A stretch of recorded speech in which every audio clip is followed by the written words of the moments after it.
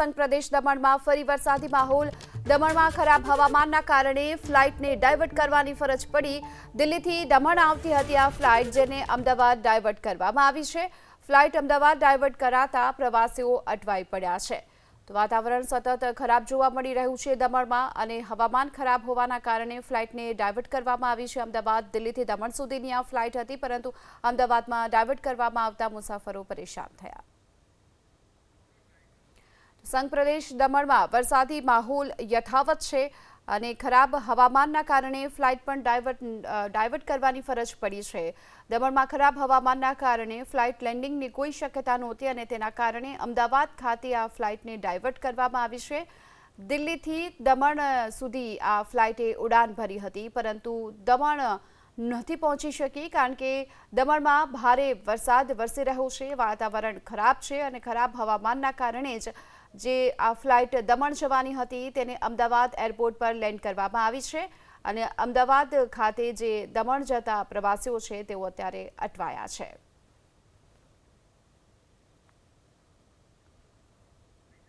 વધુ વિગતો મેળવીએ સંવાદદાતા બ્રિજેશ આપણી સાથે જોડાઈ ચૂક્યા છે। બ્રિજેશ, ખરાબ હવામાનના કારણે દમણની ફ્લાઇટને અમદાવાદ ડાયવર્ટ કરવાની ફરજ પડી, શું વિગતો? જી, જે પ્રમાણે વલસાડ જિલ્લા સહિત કેન્દ્ર શાસિત દમણમાં પણ વરસાદી માહોલ હતો સવારે, ત્યારે હવામાન વિભાગે પણ વરસાદી એલર્ટ આપ્યું હતું। ત્યારે ખરાબ હવામાનને કારણે જે રૂટ હોય છે દિલ્હીથી દમણનો, એ રૂટમાં જે દમણ આવતી એરલાઇન્સને અમદાવાદ ડાયવર્ટ કરવામાં આવી હતી। નમો એરપોર્ટ શરૂ થયા બાદ પ્રથમવાર દિલ્હીથી દમણ આવી રહેલ એરલાઇન્સની એલાયન્સ એરની ફ્લાઇટને ખરાબ હવામાનને કારણે અમદાવાદ ડાયવર્ટ કરવામાં આવી હતી। હાલ જે પેસેન્જરો અમદાવાદ ઉતર્યા છે, હવે તેઓ સ્વખર્ચે દમણ આવશે એવી હાલ જાણકારી મળી રહી છે। ઘણા બધા પત્રકારો પણ ઇલેક્શન કમિશનના એક સેમિનારની અંદર દમણથી ઉપરથી ફ્લાઇટમાં ગયા હતા। હાલ તેઓ પણ અમદાવાદથી પરત દમણ સ્વખર્ચે આવવા માટે નીકળ્યા છે। જી, આભાર આપનો આ માહિતી માટે। તો દિલ્હીથી દમણ આવતી હતી આ ફ્લાઇટ, જે ફ્લાઇટને અમદાવાદ ડાયવર્ટ કરવાની ફરજ પડી છે, કારણ કે દમણમાં ખરાબ હવામાનના કારણે આ સ્થિતિ ઊભી થઈ। તો આ તરફ આજે રાજ્યમાં 76 તાલુકામાં વરસાદ નોંધાયો છે, અને વલસાડના પારડીમાં આજે સૌથી વધુ 3.25 ઇંચ સુધીનો વરસાદ ખાબક્યો। આ સાથે નવસારીના જાલલપોરની વાત કરીએ, જ્યાં આજે 3 ઇંચ વરસાદ ખાબક્યો છે। ગણદેવીમાં પણ આજે 3 ઇંચ વરસાદ નોંધાયો। ચીખલીમાં 2.5 ઇંચ વરસાદ નોંધાયો છે, તો તેની સાથે વલસાડ શહેરમાં પણ 2.25 ઇંચ વરસાદ ખાબકી ચૂક્યો છે। સુરતના મહુવામાં 2 ઇંચ વરસાદ નોંધાયો। તાપીના વાલોડમાં પણ 1.5 ઇંચ વરસાદ નોંધાયો છે, તો તેની સાથે ખેરગામમાં 1.25 ઇંચ વરસાદ, ધરમપુરમાં પણ 1.25 ઇંચ વરસાદ નોંધાયો છે।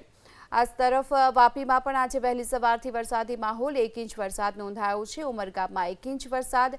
વલસાડના નીચાણવાળા વિસ્તારોમાં પણ હાલ પાણી ભરાઈ ચૂક્યા છે। તો વલસાડ શહેરમાં 2.25 ઇંચ વરસાદ ખાબક્યો, અને વલસાડના નીચાણવાળા વિસ્તારો સૌથી વધુ પ્રભાવિત થયા છે, કારણ કે નીચાણવાળા વિસ્તારોમાં હાલ તો પાણી ભરાઈ ચૂક્યા છે।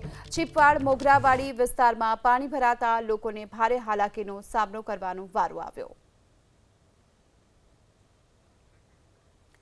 તો પંચમહાલ જિલ્લામાં પણ વરસાદ, ગોધરા અને હાલોલમાં વરસાદ। હાલોલના ગ્રામ્ય વિસ્તારોમાં પણ વરસાદી માહોલ જોવા મળી રહ્યો છે। આજે વહેલી સવારથી જ સતત વરસાદી માહોલ હતો, અને તેની વચ્ચે હાલોલ શહેરમાં વાતાવરણમાં પલટા બાદ ધીમી ધારે વરસાદની શરૂઆત થઈ હતી। તો આ તરફ ગોધરામાં પણ આજે વહેલી સવારથી જ વાતાવરણમાં પલટા બાદ ક્યાંક ધોધમાર વરસાદ શરૂ થયો, તો ક્યાંક વરસાદી ઝાપટા પણ પડ્યા હતા। જો કે ઘણા દિવસોના વિરામ બાદ વરસાદ શરૂ થયો છે, ત્યારે ખેડૂતોમાં પણ ખુશી જોવા મળી। વાત કરીએ રાજકોટની, જ ધોરાજી બાદ હવે જેતપુરમાં પણ વરસાદ નોંધાયો છે। જેતપુરના તીનબત્તી ચોક, નવાગઢ સ્ટેશન રોડ વિસ્તારમાં વરસાદ। સરદાર ચોક, એમજી રોડ, દેસાઈવાડી, ચાંદની ચોક વિસ્તારમાં પણ વરસાદી ઝાપટું પડ્યું। જો કે હજુ પણ સારા વરસાદની ખેડૂતો આશા રાખીને બેઠા છે।